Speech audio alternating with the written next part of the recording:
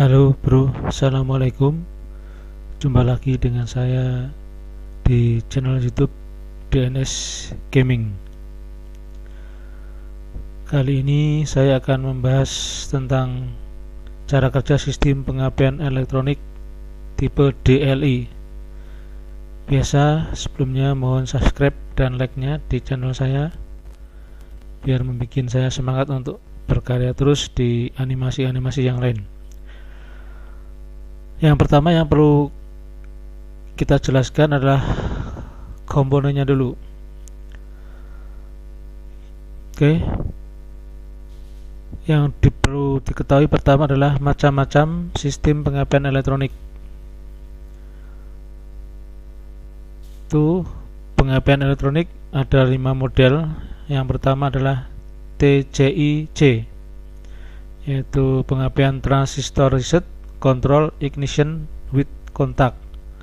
Jadi ini pengapian elektronik dengan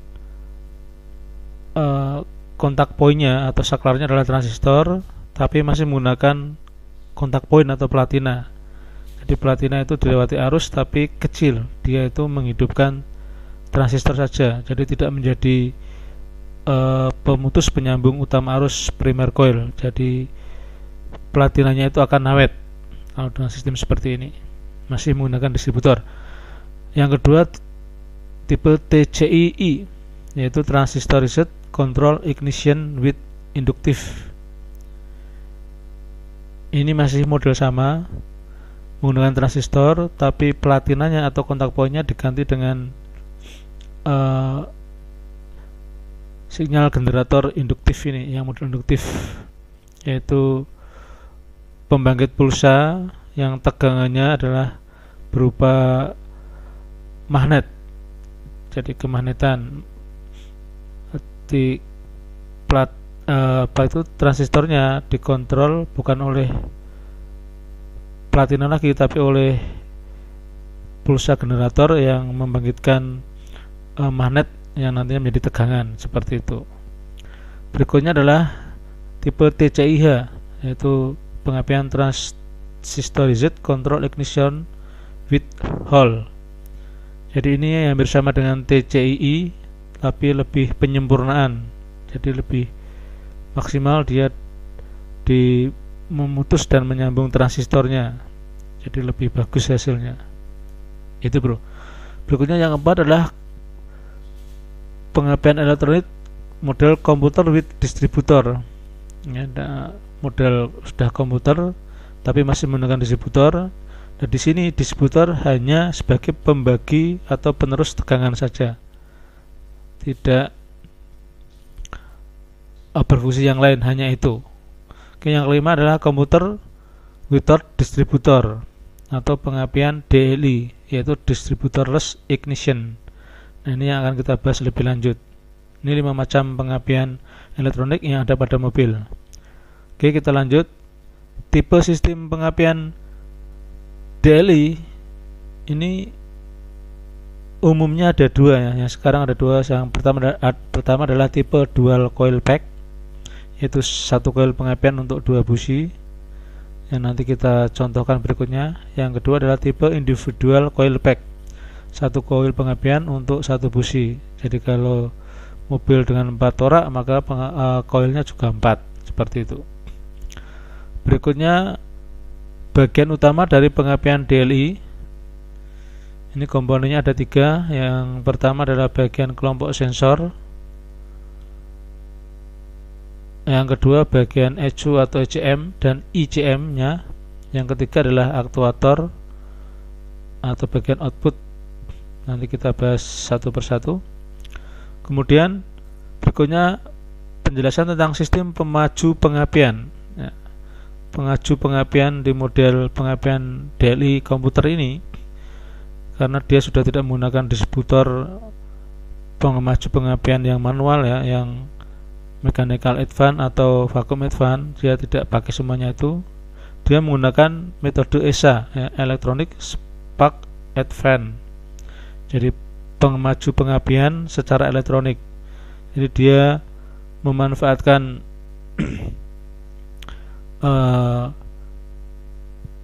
sumber informasi dari CPS atau cas ini top 1 ya, titik top 1 untuk saat pengapian dan putaran mesin. Jadi dia kalau mesin berputar semakin cepat, otomatis komputer ECU-nya ini mengetahui dia akan memajukan pengapian secara otomatis. Jadi hebatnya di pengapian komputer tanpa distributor seperti itu. Jadi semuanya dikendalikan oleh ECU berdasarkan masukan dari sensor-sensor. Kurang lebih seperti itu, bro. Oke, berikutnya kita jelaskan bagian yang kelompok sensor atau input. Yang pertama adalah sensor cas atau CMP. Cas itu Cam Angle Sensor. Ada orang nyebut CMP ya, Cam Position Sensor.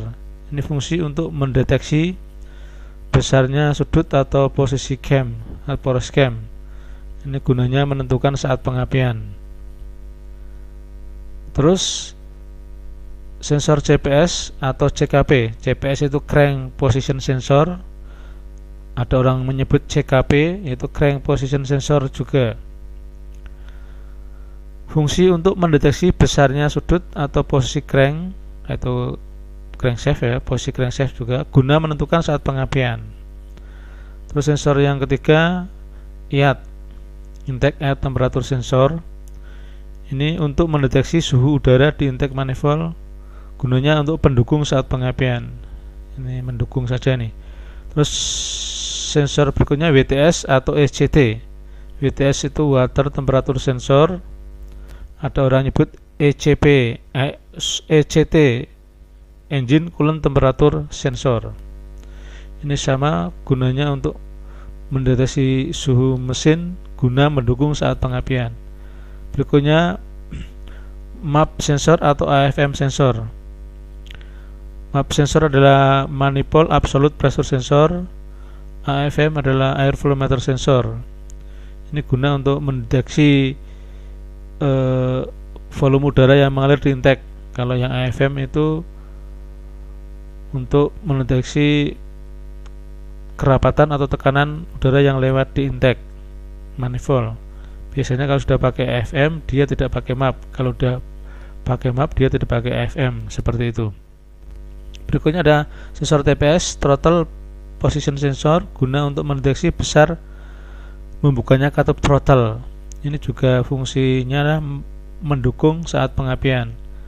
Terus berikutnya terakhir knocking sensor, untuk mendeteksi besarnya getaran atau ketukan suara mesin.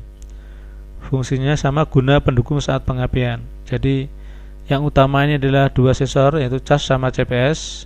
Yang bawahnya adalah pendukung saja, informasi tambahan untuk saat pengapian. Seperti itu, bro. Berikutnya ada kelompok aktuator. Di sini yaitu ada ignition coil. Ini ya, untuk membangkitkan tegangan tinggi di atas 10.000 volt. Ada yang nyampe 25.000 volt, ada, tergantung koilnya, dengan metode induksi magnet. Terus ada ignition spark plug atau busi, yaitu sebagai penghasil bunga api saat terjadinya pembakaran di ruang bakar. Berikutnya ini penghubungnya, kabel tegangan tinggi atau high tension core, penghubung arus tegangan tinggi dari koil pengapian ke busi. Ini kelompok di aktuatornya. Terus di kelompok ECU ECM ada dua, yaitu ECU nya sendiri sama ECM. ECU itu adalah Electronic Control Unit atau Electronic Control Module, untuk mengatur bagian aktuator berdasarkan masukan dari bagian sensor-sensor. Fungsinya seperti itu. Kalau ECM adalah Ignition Coil Module, berfungsi sebagai pengatur untuk memutus dan menyambung arus primer di koil pengapian berdasarkan perintah ECU. Ini gantinya distributor di pengapian konvensional ini, bro. Jadi tidak pakai distributor tapi pakai ECM. Dia tempatnya biasanya menyatu di atasnya koil pengapian ini, seperti itu.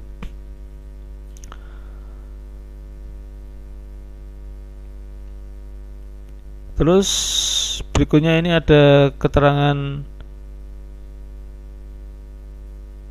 sinyal PWM. Sinyal PWM ini adalah sinyal yang dihasilkan oleh sensor-sensor di sistem pengapian. Ya, ini di sensor CPS ini menghasilkan sinyal PWM. PWM itu kepanjangan dari pulse width modulation atau modulasi lebar pulsa. Jadi sederhananya ini adalah sinyal yang dari digital, mesin digital karena 0101 itu terus dirubah menjadi analog oleh CPS ini, makanya dikatakan sebagai sinyal PWM. Jadi rata-rata sinyal sensor itu berupa PWM yang nanti dimasukkan ke ECU.